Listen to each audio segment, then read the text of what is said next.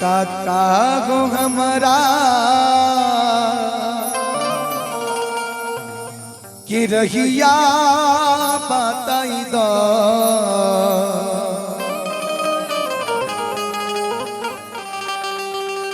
कि बनी भुलाई तनी कि घरे पहुँचाई दो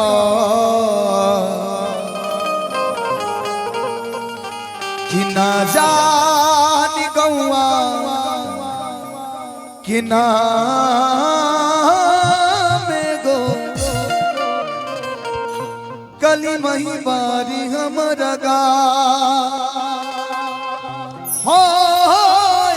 गो कली मही बारी हमरा गा काका हो हमरा के रहिया बताई दो पानी भुलाई तनी घरे पहुँचाई दो ना जानी गौआ के नाम गो कली मई बारी हमरा गा हो गो कली मई बारी हमरा गा काका हो हमरा के रहिया बताई दो पानी भुलाई तनी घरे पहुँचाई दो जानी गौआ के नाम गो कली मई बारी हमरा गा हो गो कली मई बारी हमरा गा हो गो कली मई बारी हमरा गा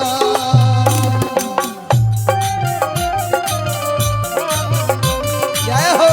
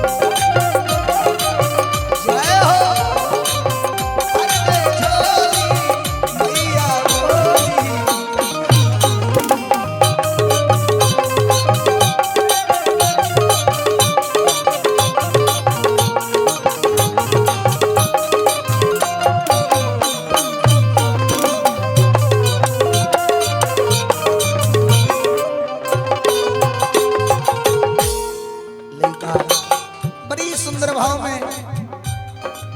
ओ काका से कहता कि ए काका सुनी हमार बात हो घूमे खातिर आइल रहनी नवरात्र के मेला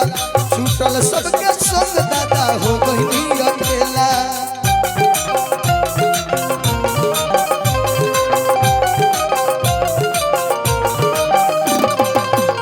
रहनी नवरात्र के मेला छूटल सबके संग दादा हो गई अकेला कबही से हो कबही से घूमे मिले के आस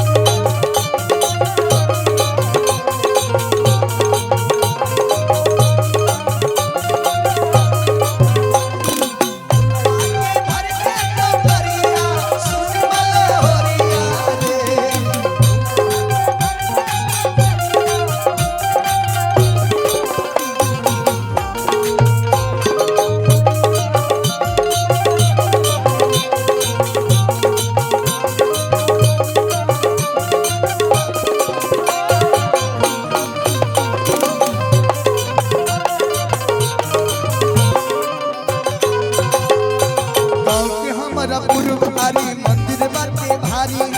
आरी आरी मंदिरिया के लागल बा फुलवारी